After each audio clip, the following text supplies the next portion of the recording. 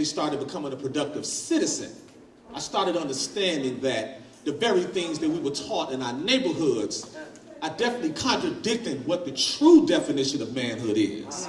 So a lot of your young men who are abusing their women and their sisters and their mothers, I'm a little patient with them because they don't have the maturity to understand that yet. It has a lot to do with that. So that's my basis of who I was then. So I came up here and I had to get a trade. I was a felon and I became a barber, and I've been cutting hair for about 15 years. But in the last 4 years, I've been doing a lot of social justice work. Because as you mature, your awareness and your consciousness is raised. So I started doing a lot of free work for an organization called Isaiah. Isaiah is a people of faith organization, multiracial, and what we fight for is social and economic equity for everybody. Usually those people look like me and they look like you. So I end up fighting for people of color, people who are marginalized, people who are disenfranchised, people who do not have voices. Come on now. I work in the Liberian community.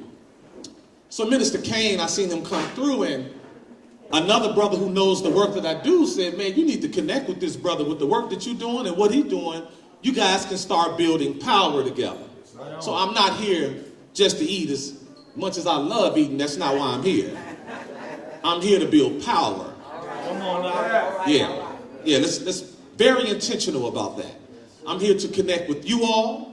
I want some of you all to understand what I do, to come out and support me as I support each other as we build together. So one of the things that I work on is poverty profiteering. We've been working on this for a while. So poverty profiteering is an umbrella of different things. As you well know, people like to target you when you don't have the resources or the money or the means to be able to get traditional loans, to be able to go to Chevy dealership and get you a truck. So where do you go? You go to Car Hop. Okay. So a couple of months ago, we threw an action on Car Hop. And we had the CEO actually contact us and wanted to know what was going on because we made such a big fuss. Me and another woman by the name of Kate Hess actually threw that action where we had a prayer vigil and a protest, and we had certain demands. I've actually been to Washington, D.C. to speak on a federal level as far as poverty profiteering. Now let me tell you why I'm here. I don't know about y'all, but in my household, things was always good when you had money on the table. Things was always beautiful. Even with me and my wife, that's my wife, Tammy Foreman right there. Even with me and my wife, when we first met, we get our tax money, man, we go to the concerts, we in love with each other. But when those bills get to hitting that door table or hitting that table, and you ain't necessarily got all the money that you need, there's a level of stress that's involved in that. Come on now. This is what we call a preceding factor. It's not an excuse to the behavior or the abuse that you implement on people. It's not a justification for hitting your woman or cussing her out and disrespecting her. But it is a preceding factor. Come on now. We simply are targeted, systemically targeted. It is documented. This really isn't about black and white. This is about disenfranchised people. Yeah. Come on now. Which tends to be people of color most of the time.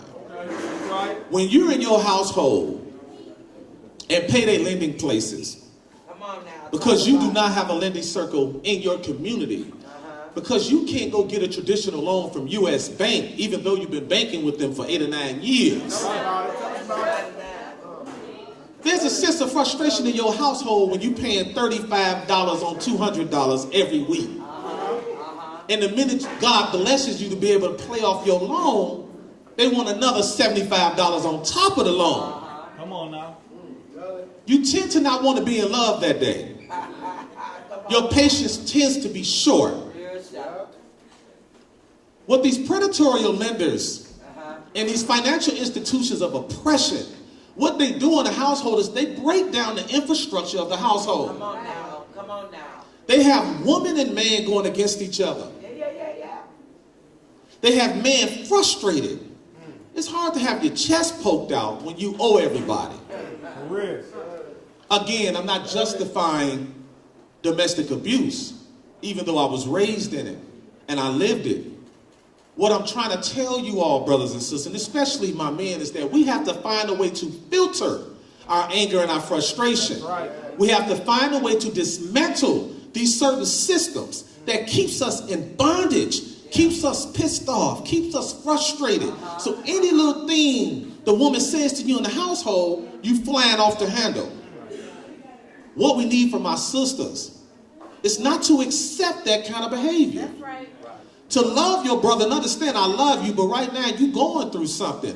We need to figure out what can we do to resolve this situation. Exactly. I invite all of you all, and I'll have different literatures and information, and you will see my face a lot more, is that we have to collectively get together to start dismantling some of these systems that lead us down these roads of dysfunctionality. This is what we have to do. That's right. We can go on and on talking to each other about, man, we don't need to do this and we don't need to do that. But we honestly have to start looking through a different lens about how do we get here? How do I get here where I'm mad at my woman every day for things that other people would normally just walk off? See, when you don't have a sense of stability in your household, these are the kind of things that go on in your household. I want us to understand that there is a direct connection with always being targeted, not having enough money, paying everybody but yourself, to the frustrations and the dysfunctionality within your household. Right. Don't have a lot of time. I'm going to move on. I just wanted to let you all know. My name is Brian Fullman. I'm an associate organizer with Isaiah. I'm a field manager for canvassing the state of Minnesota right now. We got a large campaign that we're doing. We're door knocking across the state of Minnesota, encouraging people to vote. And we also putting up $15 now, which is another thing that I'm involved on. Pushing for minimum wage to go up to $15. So it's a couple of things that we're doing right now.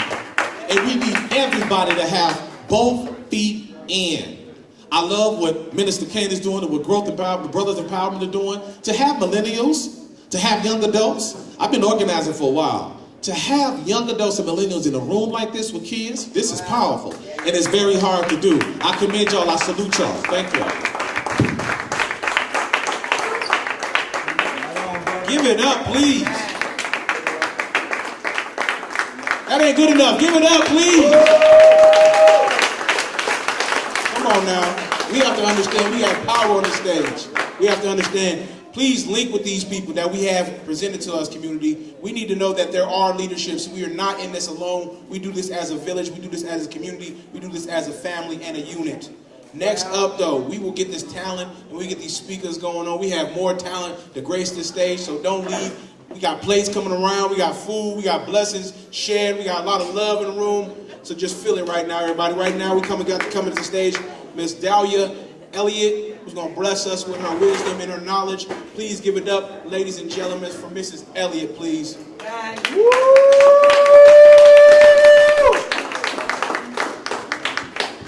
Good afternoon, everybody. Good afternoon, I am sister. so delighted to be here on this afternoon. I'm thanking Minister Toya Woodland and Brothers Empowered for inviting me and having me here on this afternoon. It's Domestic Violence Awareness Month. That's right. And I am here to talk about domestic violence. I'm going to start off with statistics. First, I want to give honor to God, who's the head of my life, and the reason that I am here today. First, I want to say this quote that I haven't memorized today, but I like to say it before I start anything, before I speak.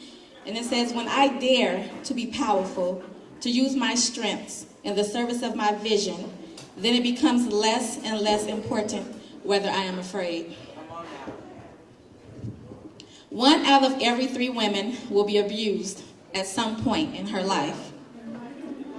A woman is most likely to be killed by a male partner or former partner than any other person. About 4,000 women die each year due to domestic violence.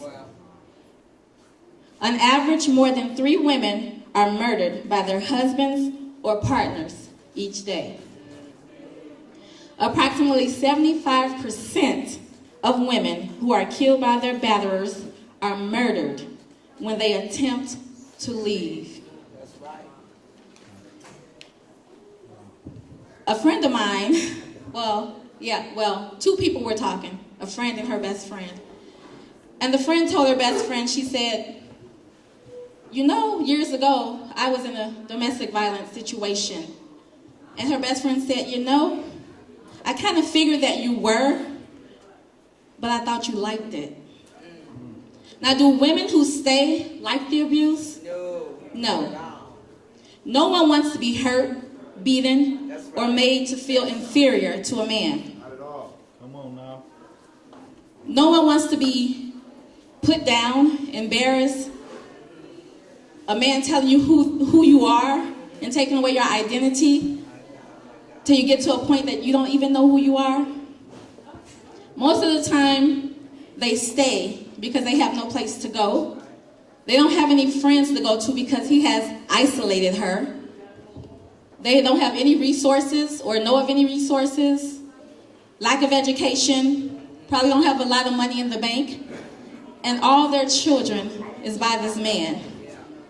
So they feel that they want to keep their children in a stable home. Lots of times they don't leave because they are in fear. They don't leave because they are in fear. Come on. They are in fear that their life will be taken if they leave this man. Come on now. In most situations, victims were victims as children. Yeah. And they grow up and they're not aware that those relationships are not normal. It's what they have seen and they continue the cycle. And for abusers, most abusers have grew up and seen the abuse or have been abused themselves. And they keep the cycle going. Wow. So I'm going to tell you a little story about a girl that I knew. She was born and raised in Chicago on the South Side. She was raised by her grandmother. Her mother had abandoned her, and her mother and father was on drugs. She was exposed to physical, mental, psychological, emotional abuse. With that, she grew up to be codependent and submissive. And at the ripe age of 17 years old, she met the man of her dreams. Wow. Tall, dark, handsome, you know those, on the block, selling drugs, got the gold and everything going on. That was attractive to her. So she got in a relationship with this man. And although people in the neighborhood thought that they was the perfect couple, they were considerably wrong and didn't know the dark side. Come on now. 10 to 12 years of her life, she was being domestically abused. Yeah. She was being physically, mentally, emotionally, and psychologically abused by the hands of her husband. Thank you. By the age of 23 years old, she had 5 children. Wow. And she was continually being abused by this man. She thought of suicide and taking her life. On the 15th floor in Chicago, Stateway Garden, some people may know about that. If it was not bars on the window, she wanted to jump. She didn't think that she deserved to be a mother to her 5 children who depended on her solely, who needed her time and her attention. So she thought that she would take her life. She heard a voice from God because she was a God believer. And God told her, it is not your time to die. Amen. I will give you a way out. Come on now. So with that said, she thought to herself, I will not die in this. So she listened to what God had told her. But weeks passed, months passed, and even years passed. And she still was in the abuse. Yeah. He still beat her. Now don't get me wrong. They had the honeymoon state. Having the babies, things was, all peachy and cream. And things went good until she looked at somebody the wrong way or she spoke to a man on the street. Then the abuse started again and again and again. Wow. Until one day, I don't think I have much time, so I'm speeding up. Until one day, well, first off, let me back up. She stayed in this relationship, I think I said before, she stayed in this relationship because she didn't have anywhere to go. She was isolated from her friends and her family. She didn't have the education. She didn't have the resources like they have right now in Minnesota. She didn't know of any of those resources to go to. So she stayed in a relationship, and she loved him.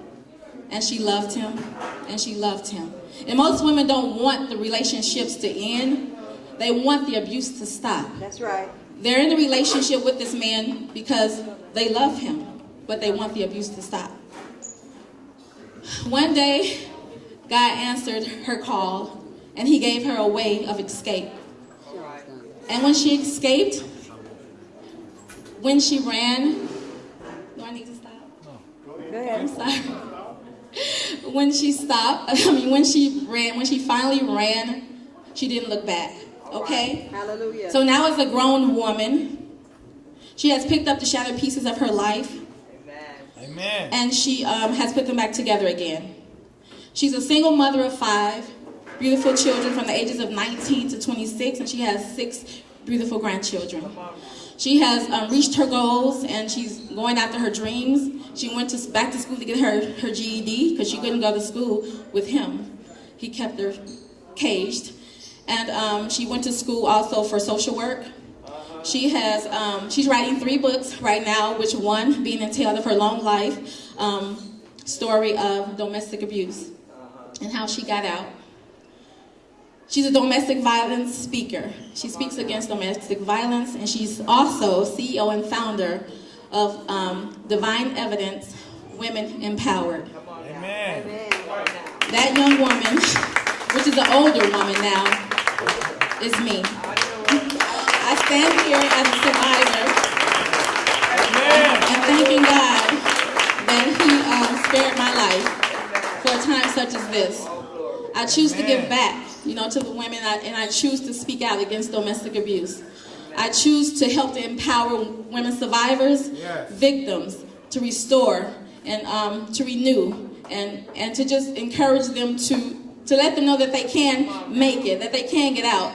One thing I do want to push, I never tell, when I have my empowerment groups that I go to and I facilitate, I never tell a woman to leave.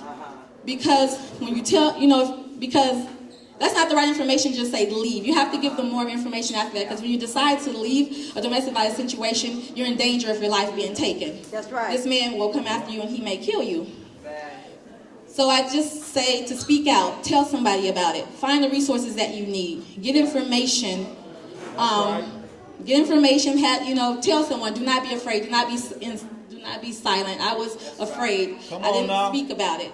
But I will no longer be silent about domestic abuse. I will no longer sit by and see my fellow sister going through domestic violence. I will do anything or say anything about it. I always tell women, I got your back. I will advocate for you. I will speak for you. I will bring awareness. I will give information about the signs. Because had I known the signs at the age of 17 years old, maybe I wouldn't have gotten that relationship. Exactly. So a woman does not know how powerful her voice is until she is silenced. So speak up, speak out, be fearless. Thank you.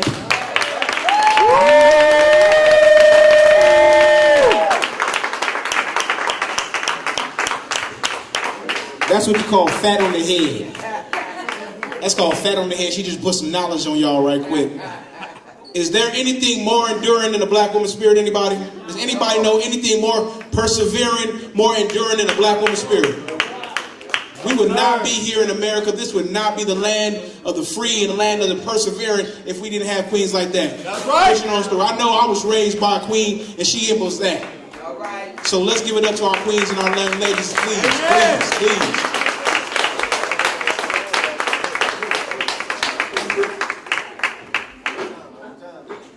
One more time, he says, we have the raffle tickets in the back. $1 for a Halloween costume. I don't think you can beat that, everybody. We got your deals and everything here. Everything is going, must be gone. I put $100 in there, so if y'all want to win, you better bring out your money. Bring that $100 out. There we go. He said it all. Next, though, once again, the talent and the wisdom that we come here to bring you guys this afternoon is going to be immaculate. We have Mr. Sam Reeves, who is an excellent pianist player. No, we're going to be blessed right now. So as we eat, we're going to be able to be entertained as well. We got a dual purpose here. So we're going to come through and Mr. Sam is going to show us. Anything you want to say real quick, Mr. Sam? I'm just blessed to be a part of such a profound and dynamic movement. I'm because it is something that hopefully we won't only bring awareness to some people that are unaware or afraid to speak up on, but hopefully we can actually create the change that is necessary. So I'm honored to be a part of it, brother. Give it up, everybody. Give it up. Give it up together.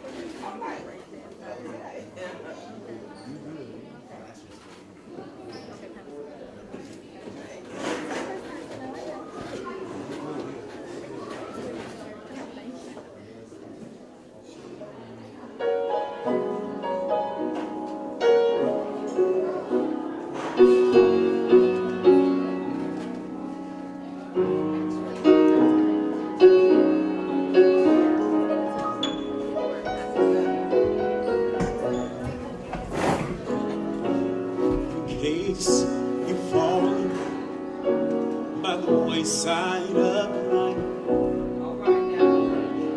dreams and visions shattered, or broken inside. You don't have to stay in the shape that you're in. No, the potter wants to put you back together again.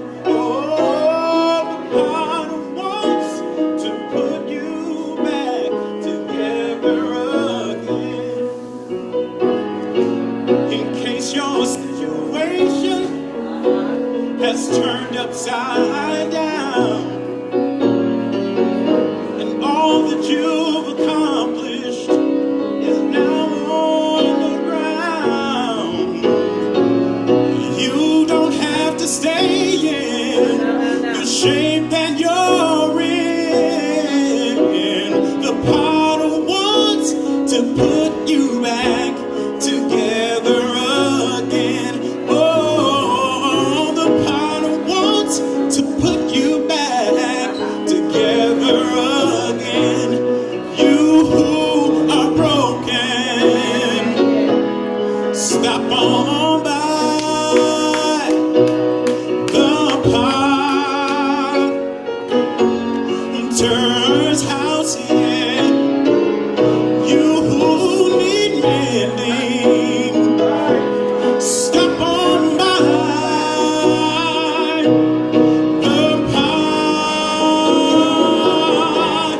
Potter's house. Give him the fragments of your broken life, my friend. All right now. Oh, the potter wants to put you back together again. Oh, the potter wants to put you back together again. Oh, you might need love. Yeah. It's in the potter's house. And if you need peace, yeah. It's in the potter's house. When you need love,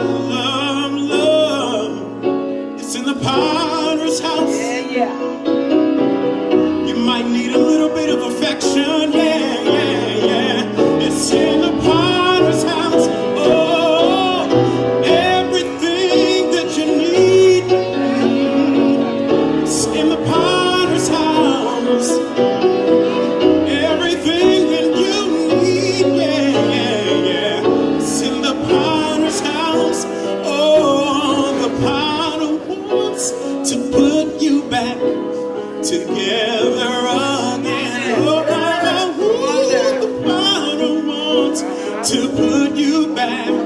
together again. My sister and my brother, yes, the potter wants to put you back together again. You might be abused, but the potter wants to put you back together again. Man might not understand the treasure that's inside of you, but the potter wants to put you back together again, so you can be as effective as possible. Yeah, yeah, my sister. Together again. Oh, the potter wants to put you back together again.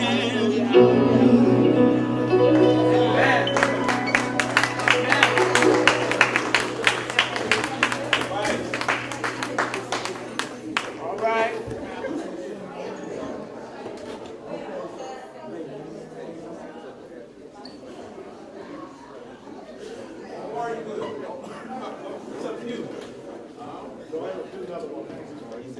Encore! Come on, you already been singing. Encore! Y'all the kind of show now. Testing. Thank you all. That's very humbling. You all listening with very kind ears, so I appreciate it. Sincerely, I appreciate it. Thank you. Yeah, thank you, brother. Are you brother? Thank you, brother.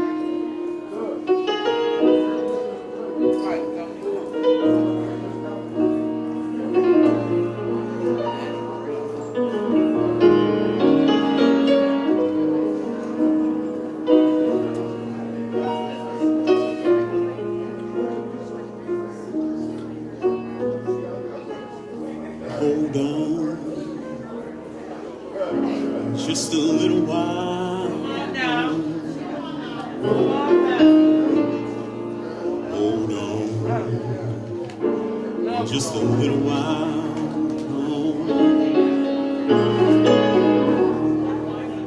Hold on, just a little while. Everything will be alright. Oh, everything will be alright.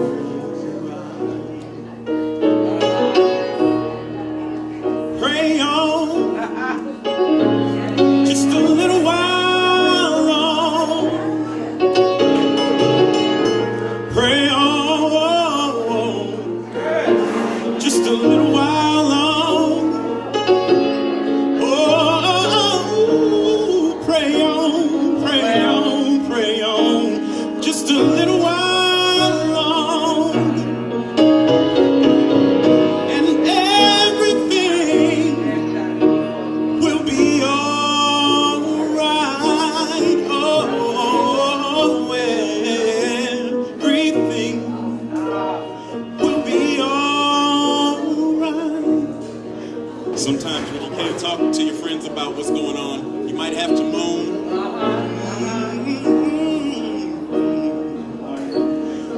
The Father understands what you're saying.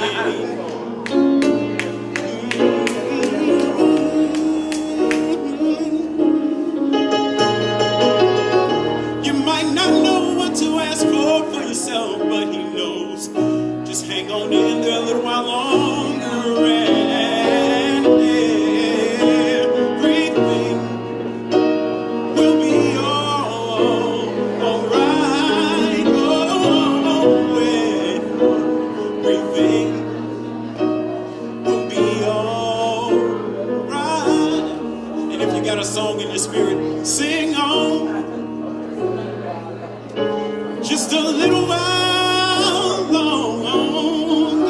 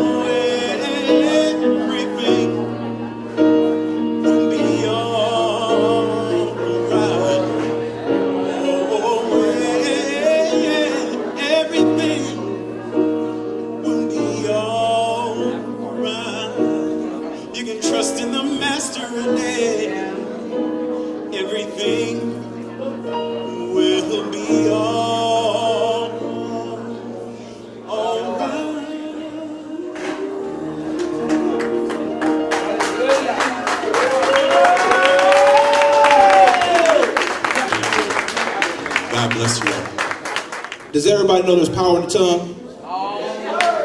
Does everybody know there is power in the tongue? There is not only just power in the tongue, there is power in the song.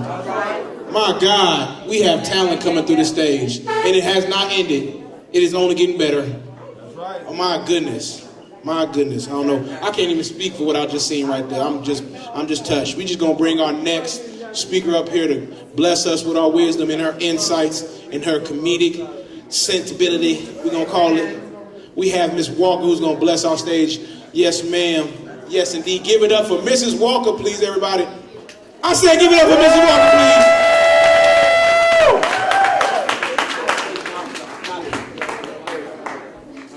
I told him I got a big mouth, so I probably don't need that.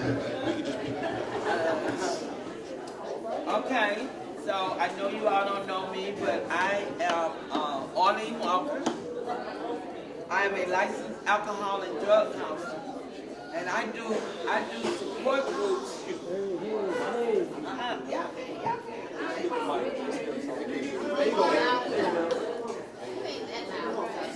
It ain't that loud. My kids be talking about this game. It's okay.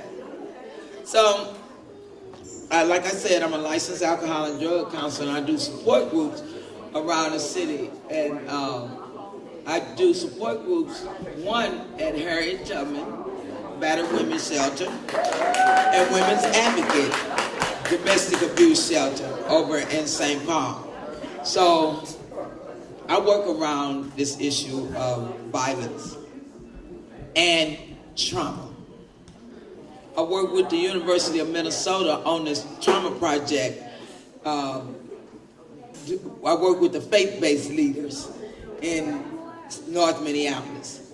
And we get together, we've done some workshops around the city. You know, I work with a couple of pastors, you know, and we talk about this issue on trauma. And see, I think it was about 8 years ago, I was working at African American Family Service. One of the things that happened was the clients continued to revolve through that door very angry. They were angry men and angry women, you know. They graduate, they do well to go through the substance abuse treatment program, but they come back. You know, they've been court ordered to come back. And so they start throwing around this idea around trauma. You know, because that was one of the things that wasn't being addressed. The trauma that affects our community. What we see now is that trauma. When we killing our children, you know, children killing children, I can't stand my next door neighbor. You know, that's trauma, y'all. And we don't even recognize it. One of the things I do is I talk with women about, I do check-in. I mean, what's going on? You got to be able to talk about what's going on with you. Because I might be somewhere with you, I don't know what she's looking at me for, but that's how I used to be. I was angry. And I'm going to tell you why. I was this little girl, had to be about 7 or 8, and I can remember laying in the bed, waiting for it to happen. My mom and dad. I lay up in that bed and, you know, anxiety. What do a child know about anxiety? I didn't know this what it was. But I lay there and I wait. Sometime I can get through the night without nothing happening. And be done went to sleep and didn't even recognize that I had went to sleep. But daylight came and, oh Lord, I made it through. So what happened was, I sit up and thought about it. I need to protect me. Guess who became the abuser? I got 4 things that I work on today. It's being a better person, a better parent, a better lover, and a better friend. Did everybody hear that dream? Does everybody see that vision? Does everybody know that we're a village? Come on now, yeah. She painted us a dream now. She painted us a dream we will achieve. All right. But we're going to keep this going because we have 2 more acts that are going to blow you guys away. So we are actually The event is not even concluded yet. We still have lovely, lovely acts. The next act up is the Faith. Faith. You have the Faith come up, and then we have the Jones Sisters. You're going to want to see this. You're going to want to see this. We have the Queens closing us out. The Queens are going to close us out, everybody. Everybody, 1 second. 1 second. Come on, Faith. I ain't about to steal your shine. I just want to say a few words, and then I'm going to let Faith do her thing. She's going to bring a little humor to this serious and intense event. And she's extremely funny. So I want y'all all to sit down. I want y'all to give her your attention.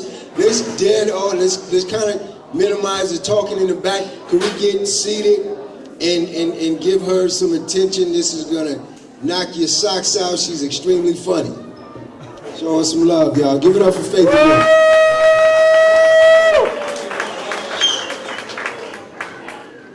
How y'all doing tonight? I mean, this afternoon. Everybody doing good? Feeling good? So I'm like super excited to be here today. Number one reason why I'm really excited to be here because, can you guys hear me? Yes. Can you hear me? Yes. Okay, good. One of the number one reasons why I'm excited to be here today is because this is an event where men are taking a stand. And a lot of times, especially in my community, we see the women stepping out. We don't always see the men, and when they do, we don't give them credit. So I just want to take a moment to give a shout out to all the men in the room. Can we just show them some love? Yes, that's good. And shout out to the ladies too. Shout out to the ladies and everybody else who came before me. Y'all looking good. So, like they said, I'm up here to do some comedy, and so far we've had like a really serious event. I'm not gonna be serious. Everything I'm gonna tell you today is a true lie. It's a true lie. I just want y'all to know that. All right. So, it's one thing that everybody in this room needs to know about me. Before you leave here today, if you don't know anything else about me, know this. I'm struggling with some issues. And my biggest issue right now is the fact that I'm 26 years old and I'm not married. And so basically, I'm just out here in the streets desperate looking for love. So I just want everybody in the room to give me your attention and let me know. Oh, they're gonna give me a new mic. I want everybody in the room who knows somebody between the ages of 18 and 65, whether you got a brother, you got a nephew, you got an uncle, you got a grandfather, you got a father, send them my way. For real, because like a sister is desperate and I need to get a husband. And quite frankly, even if you got like a grandfather and he, 65 or something like that, if he got good credit, send him my way too. I'm looking for anything over 583. Anything over 583, I got y'all. But no, I mean, like, honestly though, it's hard out here to find love sometimes. And so, sometimes I'm like, you know what, why is it so difficult for me? I mean, I'm educated, I'm nice, I think I'm cute. Y'all think I'm cute? Yeah. Don't answer it. Unless you're gonna say yes. But it hasn't always been this way. Like, at one point in my life, I was in a relationship. I was engaged. I was dating this guy. We dated for like 5 years and everything like that. We were so in love. We thought we were like Barack and Marcel and stuff like that. It was so good. We were gonna get married, and it was like 2 months before our wedding, and he left me for a stripper. And so that was kind of a hard thing to deal with, but I really didn't have any way to compete with her because I was a student and she was a stripper, and so he chose the stripper. But yeah. It's kind of hard for me to talk in here though because there's so much noise. Can we just get like everybody to focus for a second? Focus. There we go. Yeah, now y'all listening to me. But no, so after my fiance left me for a stripper, we were still able to be friends and stuff like that. Like, that's a good thing about relationships. You can move on. Wow. We talk sometimes. I mean, I would go see him, but I can't get that close to him because there's that one little restraining order or whatever that they put on me. But that's not important. And quite frankly, I think the restraining order is a mess. He was just being really petty. I mean, I showed up outside of his house like 9 times with a bat, and he wanted to get a restraining order on me. Like, it's really not that serious. It's really petty, just petty. I mean, like, for real, can a sister just show up unexpected at your door and start knocking and screaming? Like, that's normal behavior. Anywho, he wouldn't got a restraining order and stuff like that. So, I mean, we cool. I can't get close to him, but we still cool. But after that, I was like, you know what? I'm going to go find Lobo. So I found this guy. Y'all, he was like everything. Ladies, you know how you just find somebody who was like everything you want? Like he was smart, he was in corporate America, making a lot of money. He looked good, he dressed good, he smelled good. He was like a perfect type, cause like dark men, you know, and he was real dark and muscular and stuff like that. And so I was just like, oh, this is gonna be good. And so we were talking and we were like going on dates all the time and stuff like that. And we had a really good relationship. We only had this really like one little small issue. He didn't like women, I found out that. So he actually told me that he never really wanted to date me. He was just trying to get to know me because he wanted to talk to my friend Jonas. And so that didn't work out. But besides that, it could have been a really good relationship. So that gave me hope. You know, I was like, I could have had a good relationship if he liked women. But, you know, how can I compete with that? I'm a woman and he didn't like women. Anywho, so I was like, okay, you know what? I'm not going to give up. I can do this. I can find love. So one day I was out at the club, right? Anybody in here go out? Okay, maybe I'm the only one. Okay, not no more. So I'm still young, so you don't got no more, but I'm still young, I go out. You know, and sometimes I like, you know, just stand there looking good, give it a 1 cheek, 2 cheek twerk, you know, something like that, trying to get some attention, right? And so I'm sitting over there trying to get people to look at me, get them to notice me, because I feel like, you know, I'm alright. And so when you know your lane, I'm like, I'm alright. So if I'm at a club, I just need to make, you know, just get enough attention, somebody come talk to me.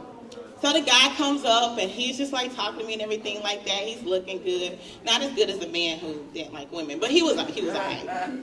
And so I was like, okay, this can be something. I really wanted him to get my number. But he never asked for it. So I was like, you know what? I'm 26. I'm desperate. I'm just going to approach him and be like, oh, do you want my number? So I was like, yeah. Do you want my number? And he was like, actually, I would, but I'm transitioning right now between phones. See, what happened was that I sent in my check to my phone company, and they didn't get it. So for the next 2 to 3 months, I'm going to be without a phone. So I was like, okay. That don't make a lot of sense, but whatever, I'm desperate, that's fine. So he was like, I'm gonna call you through Facebook. And quite honestly, I didn't know that you could call people through Facebook, but apparently, if he went to the library and got a Wi-Fi signal and got on Facebook, he could call me. So I was like, whatever, I usually wouldn't deal with that, but I'm desperate, I'm 26, I need a man, whatever, let's deal with it. So then he like calls me through Facebook the next day, and I started getting excited because he was like, what are you doing this weekend? And I was like, okay, nothing, I'm desperate. And so he was like, do you want to go to Fogo de Chao? And I was like, oh, Fogo, he got Fogo money. Okay, I can do this. So I was like, sure, we'll go. And he was like, okay, that's good. So came to the time we were supposed to go out to dinner. And I was like, okay, I'm going to send you my address so you can come pick me up. And he was like, oh, you know, I would come pick you up right now, but I'm transitioning between cars. And I was like, again, that don't make any sense, but, you know, I'll hear you out. What's up? He was like, you see, I used to have a Benz, but what happened was I didn't like that one no more. So I took it back to the dealership, but they didn't have anything that I liked. So right now I'm just transitioning for like the next 5 to 6 months, I won't have a car. And I was like, okay, cool, whatever. He's transitioning. That's fine. I'll come pick you up. So, went to his house, went to go pick him up, knocked on the door. A woman comes up to the door, and she's just looking at me like real mean. You ever seen people who look at you, and it seems like they bottom lip stink? They give you this look like this, and she was just looking at me real mean. And I was like, hello, is Tyrone here? And she was like, Tyrone. And I was like, yes, Tyrone Jenkins. And she was like, you mean Junior? And I was like, okay, whatever you want to call him, but yeah, cool. And so she goes down to the stairs and she's like, Junior, some woman here is to see you. And he comes upstairs and he was like, Mama, don't be mean to her. Don't be mean to her, Mama. And I was like, Mama, what is going on in this situation? So I was like, yo, we got in the car and started going to go to the restaurant. I was like, what was all that? He was like, oh, yeah, my mama, you know, I'm transitioning right now. I used to have a house, and then I let it go because I wanted to move back in with her and take care of her. So, okay, you know, I was like, you know what, that's cool. He transitioning. So we get to Fogo, y'all, and I'm like, okay, things are starting to get better. He's like talking, we're having a good time. You know, I'm just looking at him, and he's looking at me, and we're eating all the meat that we could, and it came time for the waiter to bring the check. So the waiter walked up to us, and she slides us the check. And I'm Southern, I'm from Mississippi. So when I go out with people, you know, I just slide back from the check because the man's supposed to pay. I mean, how many women in here can understand that, right? We slide back, y'all take that check. Plus he asked me out. So I was like, okay, cool. And he was like, yo, Faith, can I borrow your phone for a second? And I was like, what's up? He was like, you know, I'm transitioning right now between credit cards. I don't know which money I got my credit card on. I need to call my bank and find out which card has the money on it. So I was like, that don't make a lot of sense, whatever, I can understand. So dude gets my phone, calls the number on the back of the credit card, and he was like, oh, okay. And I was like, how much you got on there? He was like, $289. And I was like, oh, okay, well that's fine. I mean, the ticket is only $175. And he was like, no, like $289. I got like $2.89.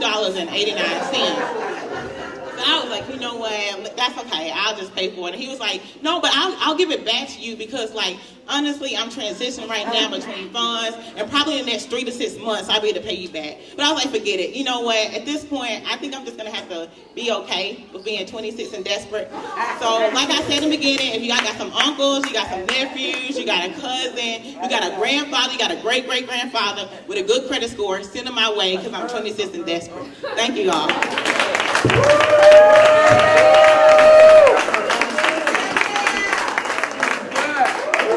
Give it up now, y'all.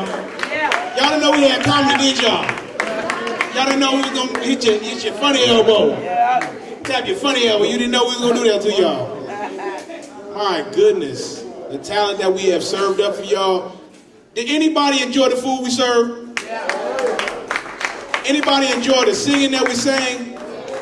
Anybody learn anything about domestic violence and how as a community we're going to fight this issue?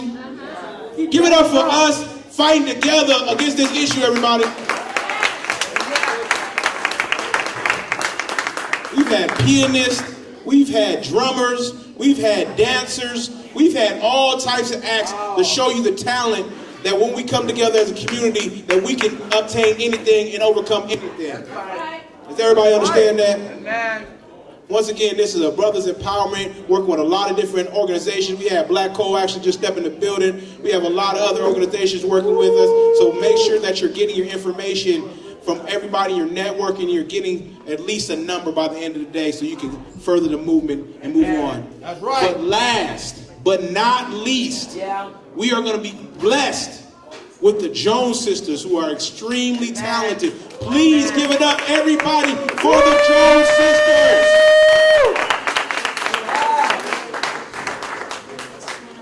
Can y'all hear me good? Yeah? Can you hear me? A little bit.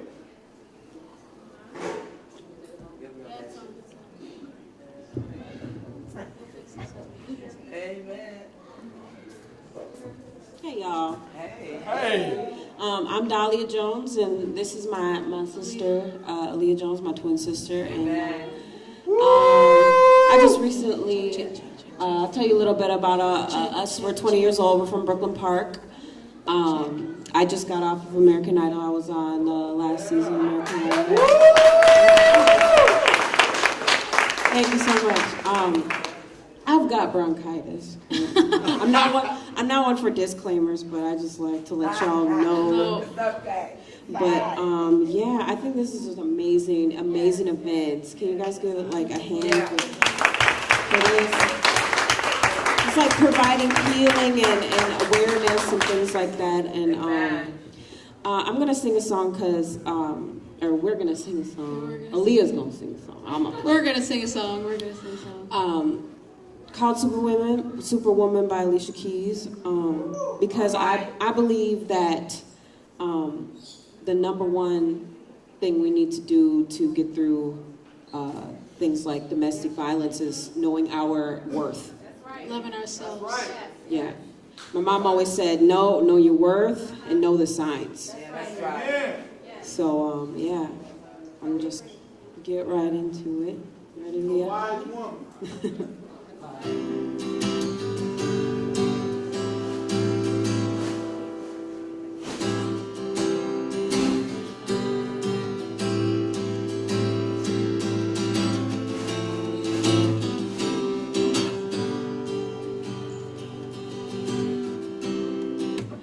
Everywhere I'm turning, nothing seems complete. I stand up and I'm searching for a better part of me. I hang my head from sorrow, state of humanity. I wear it on my shoulders, gotta find the strength in me. Why's that? 'Cause I am a superwoman. Yes, I am. Yes, she is. Even when I'm a mess, I still put on a vest with an S on my chest. Oh, yes, I'm a superwoman.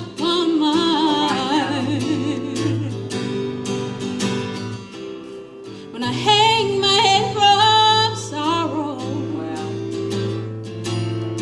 there's a better day to come. They're coming. And all my women sitting here trying to come home before the sun. And all my sisters coming together, say yes I will, yes I can, 'cause I am a superwoman. Yes I am. Yes she is. Even when I'm a mess, I still put on a vest with an S on my chest. Oh yes, I'm a superwoman. When I'm breaking down and I can't be found, and I start to get weak, 'cause no one knows me underneath these clothes. I can't fly. We can't fly, 'cause I am a superwoman. Yes, I am. Yes, she is. Even when I'm a mess, I still put on my vest with the nest on my chest. Oh yes, I'm a superwoman. Oh, let me tell you, I am a superwoman. Yes, I am. Even when I'm a mess, I still put on a vest with a nest on my chest. Oh yes, I'm a superwoman. I'm a superwoman. Thank you. Thank you.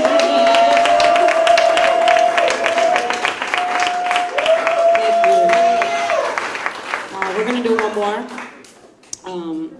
And you know the song. So please sing along. Sing along with. If you like it. It's time for us to break the chains of all the things that we're going through. That's right.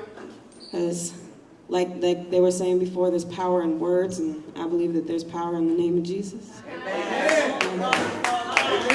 So, break every chain.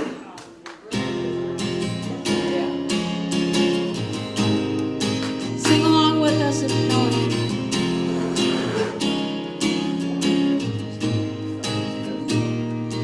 There is power in the name of Jesus.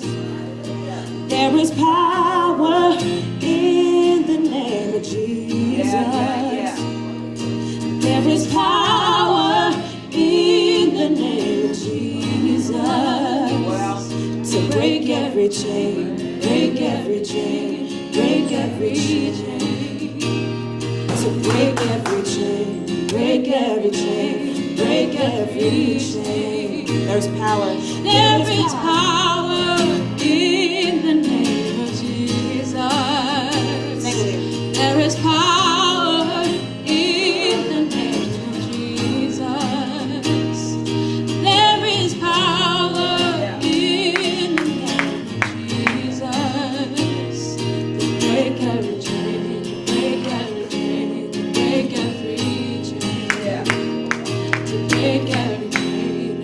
break every chain, break every chain. There's an army.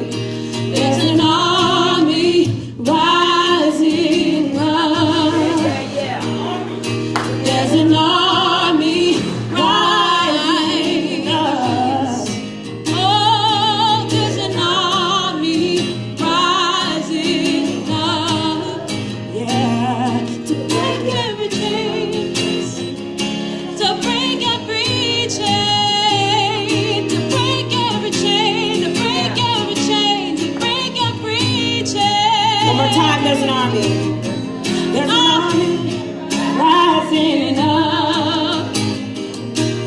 There's an army rising up. There is an army rising up to break every chain, break every chain, break every chain, break every chain, break every chain, break every chain. I hear those chains. I hear those chains falling. Declare it. Declare it in the name of Jesus. I hear those chains falling. I hear the chains falling. To break every chain. To break every chain. To break every chain. To break every chain. To break every chain. Now I want to hear you guys sing that there's a power in the name of Jesus. Okay? So go ahead. There is power in the name of Jesus. Sing loud. There is power in the name of Jesus. Hallelujah. Hallelujah. There is power in the name of Jesus. Well, To break every chain. break every chain, break every chain.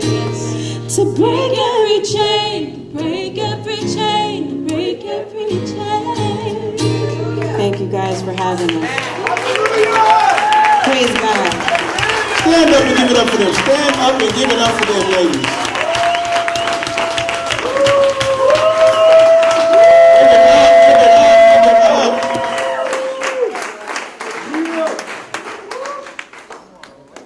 Jones Sisters, everybody.